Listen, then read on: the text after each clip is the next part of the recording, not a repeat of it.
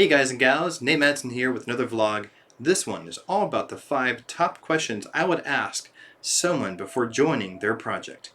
Coming up next on Madsen Musings.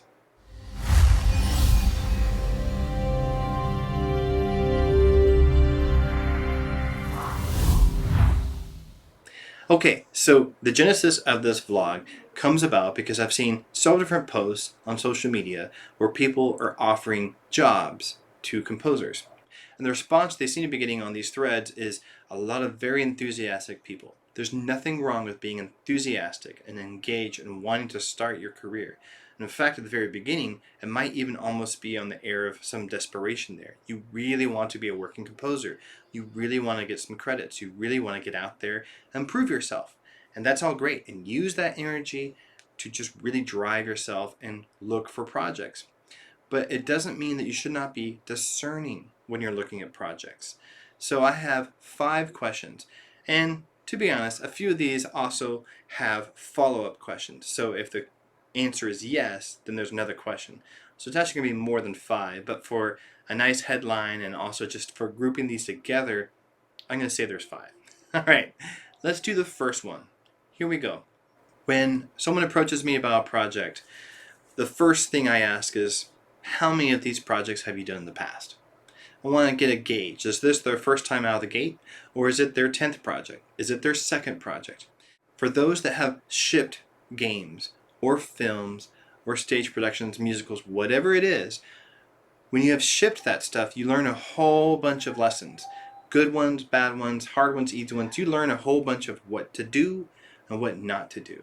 And if it's your first time out of the gate, even if you've done a bunch of research, even if you're well thought out, you're going to experience problems. And so I'm trying to gauge how bumpy of a road is this most likely going to be if we work together. It's not to sound judgmental, I'm trying to get some perspective here, some context. Now, here's the first follow-up question. If you've worked on a past project, what were your roles on that project? Did you have one role? Did you have multiple roles? Did you wear many hats? What did you do in this project? Were you an artist? Were you the creator / designer / programmer? What did you do? That's going to help inform what you can bring to the table for this current project. The next question, number 2. How many have successfully launched? So if you've worked on 5 games, but you only launched one of them successfully, that's something important to know. Or if you've worked on 3 games and none of them have been finished and none of them went to market, or if you worked on 2 films, none of them have finished, that's a red flag. I want to figure out, well, why did it not finish? What happened there? What went wrong? Did you run out of money, run out of time? Did you run out of interest and passion? Did the team abandon you? What happened there? Why did this go off the rails? Because part of my concern when I join up with someone is I want to make sure that my efforts, my energy, my work, my time is eventually going to go to the market and be seen. Even if I get paid, but something doesn't go to market, it's a bummer. If I can't share it via my contract, then there's a whole bunch of time and effort that I can't show to other people. So that's a disadvantage. The follow-up question to this is, if you've launched anything to market, how did it do? Was it a smash hit? Was it kind of a snooze fest? Did it go in the middle of the road? Like, how did it go? How did the consumers respond to your game? Now, anyone that's shipped anything knows that it's a crapshoot, right? You think you have a great idea for a game and you launch it and you wait for the response and there's not one. Or it's very lackluster. A lot of us have been there. And that doesn't mean that you're a bad team lead or there's a bad game, or the market is a very fickle thing. So if your film goes to festivals and doesn't win anything and then just kind of is a dud, that's not automatically a red flag that I won't work with you. I just want to see, how did it go? How did you do? But there's other times you have an idea and it's kind of quirky and you're not even sure people are going to respond to it, and it gets a ton of buzz. So there's some unpredictability here in the market. We all know that. The third question, how many teams have you led? If you are the leader of this project, I want to know if this is your first time leading a team or if you've done it several times. Now, each team is different. Each grouping of people has a different set of political and personality obstacles or hurdles, potential traps that you have to navigate. Team size makes a difference. The makeup of the team, whether it's, for example, all over the world and all working remotely, which a lot of us are doing that right now with COVID-19, or if it's a team that's all local and grouped together in one isolated area, it's going to be different.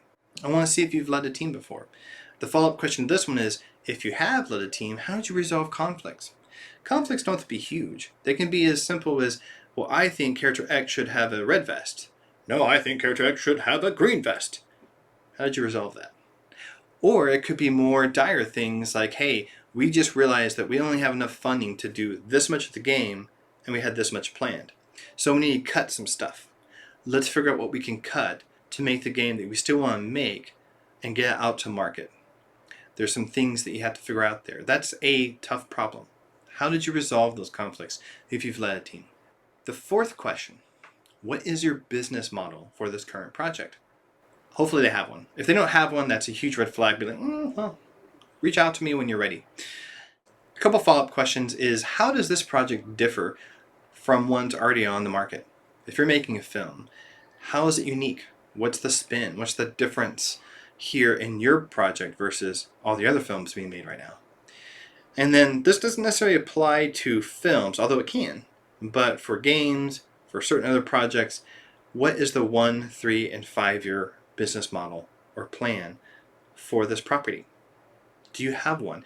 Do you have an idea where you would like to be 1 year from now, and then 3 years from now, and then 5? One of the most inspirational talks I've ever heard is by Lauren Lanning. He's the creator of Oddworld. And he did this long YouTube video. They released an edited version that was 33-ish minutes long, but the unedited version was like 4 hours long. I kid you not. And the guy is so engaging and charismatic and passionate. And he's very, very intelligent and knowledgeable about what he's doing. And he had a whole plan. He had a quintology of games that he wanted to put out for Oddworld. He had this whole story. And he has this whole rationale about why he was doing the things he was doing. So some people along the ride up to Oddworld 1 wanted to make a film. But he's like, no, we can't make it a film for cost reasons, because it's going to cost $25 million. But if we make it a game and we ask for $5 million, we can do that. Or whatever the dollar amount was. Watch those videos. See how he's thinking through the problems. He has the great story, and then he has a good plan. And then he has a way to get to that plan. I want to know if someone's reaching out to Nate Madsen saying, I want you to be the composer, or I want you to be the sound designer of my project. I want to know what's their 1, 3, and 5 year plan. If they can go beyond 5 years, great. I mean, of course it's conjecture. Of course it's kind of a risk. I'm predicting, hoping, thinking it might go this way, and it may not.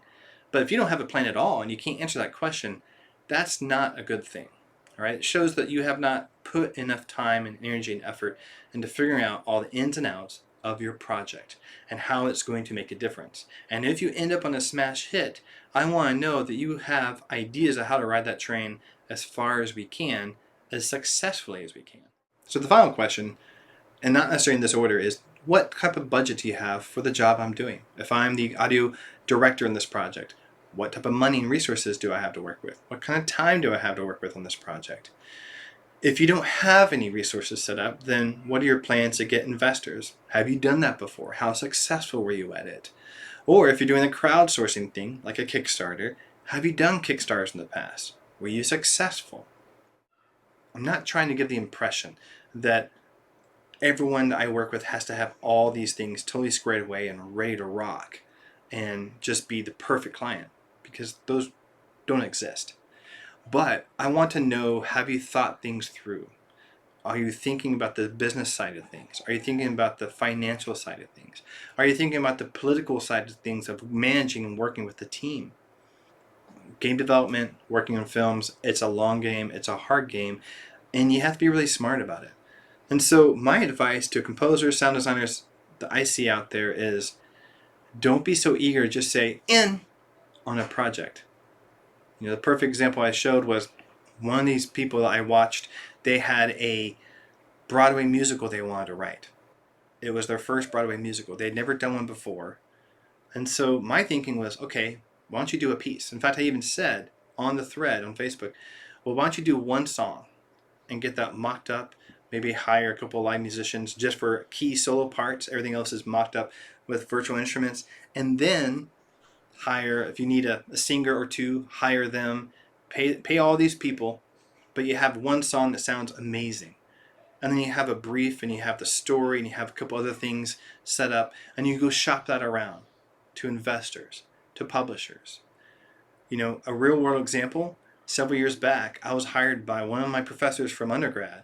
She and I have stayed in touch for a long time. She has her doctorate, and she has a long, long list of published works.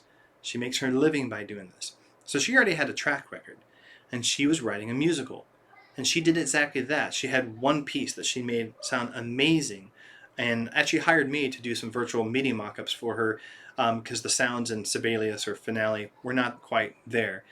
And then she hired a studio and hired a mixer and hired a recordist to record a professional singer that she had also hired to make all this work and to make it sound amazing, so she could really blow investors and publishers out of the water with how awesome it sounded. She didn't start off saying, I'm going to do the whole musical. And that's what I've seen people do on Facebook, is say, I'm writing a musical. I need a composer. You're going to write 12 songs for me. Well, why go to the cart before the horse? Do it the opposite and say, all right, I'm going to dig in. I'm going to do one piece and make it sound amazing. And that's a proof of concept, basically, right? In game development, we call it a vertical slice. You can make a vertical slice, a demo, and then you could say, here we go.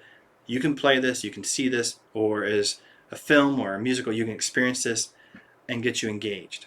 That's a much better route. It's a much smarter route. And it also limits the risk on your end as the creator, and also limits the investment of everyone else around the project. And if you do it right, then you can actually pay your people instead of saying, do it for a passion project. The biggest issue I see is when people say, this is a passion project, so it should be a passion project for you. That's not how it works. You know, if you're hiring me for my composing or my sound design skills, then that's great. Pay me, because it's not my passion project, it's yours. You know, but it should be set up to where if it's a smash hit and you release it to market and it does great, you should benefit the most, more than I do. But at the very beginning, you're asking me to take on as much risk as you are, but yet you're going to benefit more than I am. That doesn't make sense. That's not an equal, good, sound business partnership. So when you're going through and you're seeing these job listings, be discerning. Let's go through primary questions one more time. How many projects have you done in the past? How many of these projects launched? How many teams have you led? What's your business model for the 1, 3, and 5 year mark? What is your budget and time for me to be able to do my job? Those are the questions you should be asking. And you have a whole bunch of secondary questions that I already went through just now. So be discerning. You can be polite about this. You can be professional and have very nice etiquette about this, but just be inquiring. Oh, the other question I would ask is the rights. What type of rights are you getting for exchange of me getting paid for doing this job? That's a very important question I see not enough people asking.